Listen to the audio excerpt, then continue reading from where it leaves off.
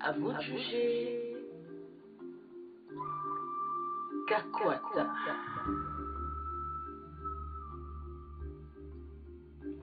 Votre serviteur. Mutoto Wakolwezi. Kakwata. L'homme du peuple. Encore et toujours à vos côtés.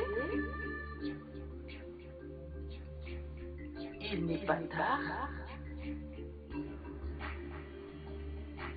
Nous pouvons encore espérer. Tous ensemble. Kesho Usiku.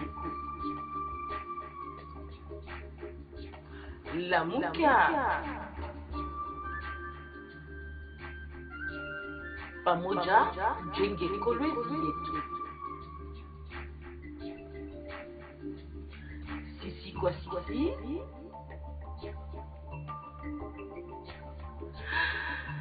Kakwata ni wangu.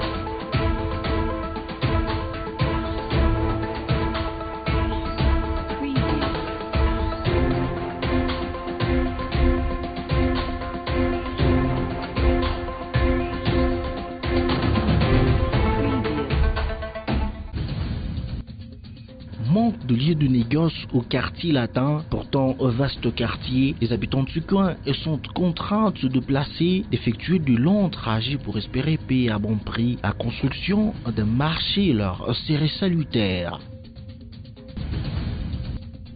Les élections en RDC, on en parle toujours. Louis Kamweni, président de l'Assemblée provinciale, a accepté aussi sportivement la défaite du candidat de leur formation politique. Les détails, vous les aurez tout de suite. Vous nous aviez choisi, merci de nous faire confiance. Pas des lieux de négoce pour les habitants du quartier latin en commune de Manica. Les seuls endroits où ils peuvent s'approvisionner en denrées alimentaires ne leur suffisent. Ils veulent qu'une solution leur soit trouvée. Raffaello Blondi. Charbon de bois, poissons, fruits et légumes étalés le long des avenues et d'autres dans des parcelles. C'est l'endroit pour qui veut s'approvisionner en denrées alimentaires. Mais cela est insuffisant. Un coup sur le panier de la ménagère. Qu'ils nous construisent un marché. Pour acheter les aliments, il faut nécessairement aller à Mwangeji. Pour quelqu'un qui habite un lieu reculé, il se doit de prendre la moto. Si quelqu'un manque de l'huile ou du sel, c'est toujours à Mwangeji qu'il doit aller. Mais s'il y avait un marché dans notre quartier, ce serait plus facile pour tout le monde et ça éviterait des majorations inutiles des prix. Pour s'approvisionner en denrées alimentaires, on doit aller à Mwangeji, qu'ils construisent un marché. Pour pallier à cette situation, les habitants de ces quartiers attendent fiévreusement la construction d'un lieu de négoce. L'élection de Félix Tshisekedi à la tête de la République démocratique du Congo continue de susciter de réactions là-bas. Louis Kamweni, président de l'Assemblée provinciale, dit accepter sportivement les résultats des urnes. Ce cadre du PPRD qui félicite les gagnants n'exclut pas la cohabitation entre le Front commun pour le Congo et l'Union pour la démocratie et les progrès social. Suivez ici cet élément. C'est le résultat des urnes, la vérité des urnes, c'est comme ça, c'est la démocratie, nous acceptons ça. J'ai toujours dit que la course électorale est à comparer à une course sportive. Il y a toujours des ingrédients qui peuvent arriver en cours de parcours qui peuvent faire que vous ne soyez pas vainqueur. Donc, surprise, c'est trop dire.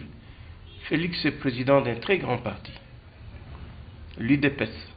Le candidat du FCC est entouré de beaucoup de grands partis, dont le PPRD qui est mon parti, qui est son parti.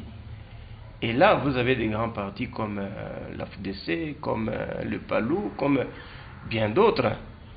Eh bien, si ça n'a pas été, puisque les résultats montrent que nous avons échoué à ce niveau-là, eh bien, c'est que nous n'avons pas bien mené notre campagne.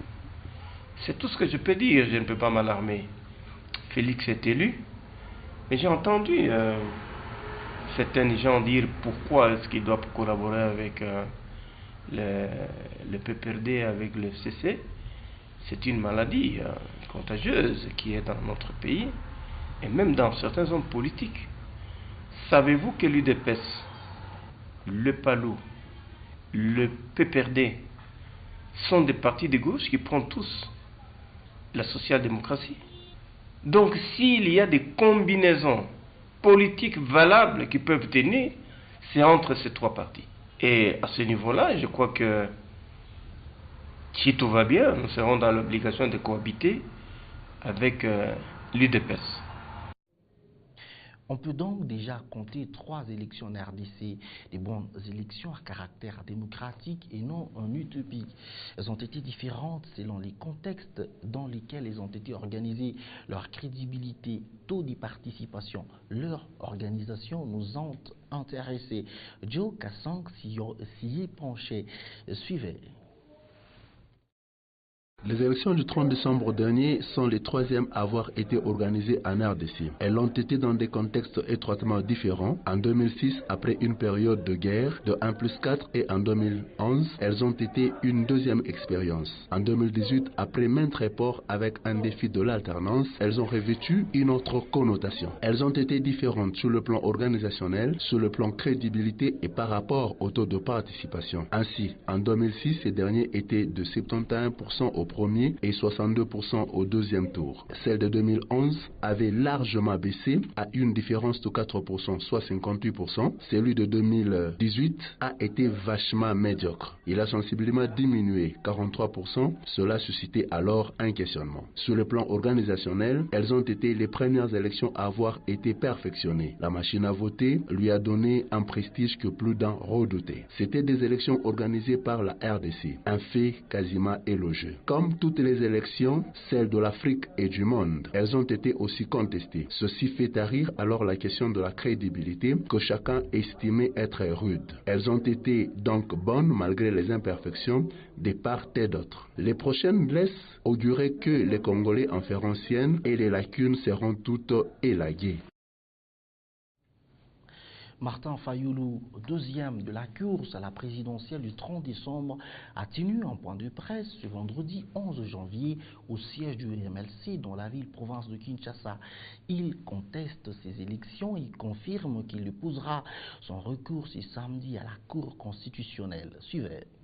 Les élections du 30 décembre n'ont pas été fameuses pour Martin Fayoulou qui les a contestées et qui garde encore une lueur d'espoir. Il compte ainsi mettre sa foi en pratique par un recours qu'il déposera à la Cour constitutionnelle. Au cours d'une matinée politique avec ses militants, il leur a demandé de l'accompagner. Les portes de la présidence ne lui sont pas encore fermées. Selon les données de PV compilées par la centrale de la Mouka, les résultats sont de 61% en faveur de Martin Fayoulou et 18% pour Félix Tshisekedi. L'espoir est donc permis, Madidi en croit, à la Cour constitutionnelle de trancher.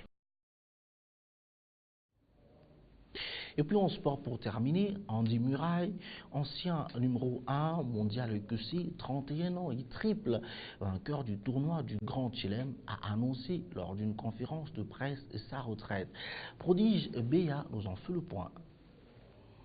Il voulait bien aller jusqu'au bout. Andy Murray, ancien numéro 1 mondial et 3 fois vainqueur d'un tournoi de Grand Chelem, s'était retiré de l'Open d'Australie 2018 pour subir une opération de la hanche et n'était revenu sur le coup conjoint au tournoi de Quiz à Londres. Le Cossé de 31 ans, qui vient de participer au tournoi de Brisbane, a fait une annonce à Melbourne 3 jours avant le début de l'Open d'Australie. J'avais besoin d'un point final.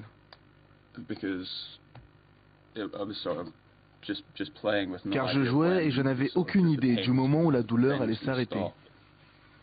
J'ai donc dû prendre cette décision. J'ai dit à mon équipe que je pouvais tenir jusqu'à Wimbledon, car c'est là que j'aimerais arrêter.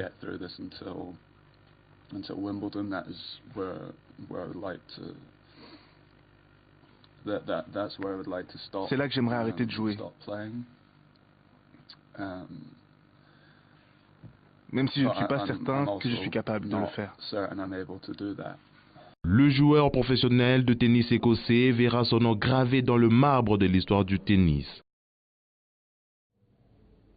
Voilà, cette page sportive nous permet de boucler notre édition au journal.